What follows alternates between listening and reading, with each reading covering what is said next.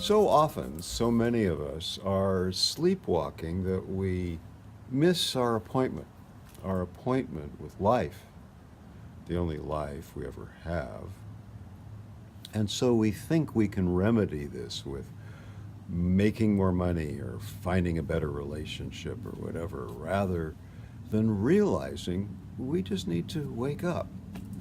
And my prescription for awakening is pausing, breathing, and smiling. Pausing is ethics, breathing is meditation, and smiling refers to wisdom. Together, they form an integral whole for awakening mindfulness. Mindfulness has become the fastest growing trend since yoga, fueled partly by the bridge of science.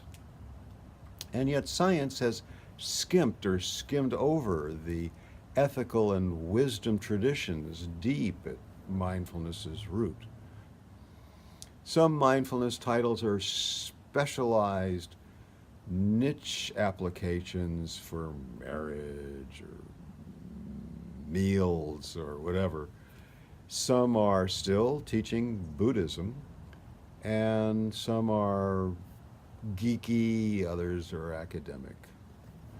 And so I marry the scientific and the spiritual into one tight, light, bright package. I look forward to working with you, and thank you very much.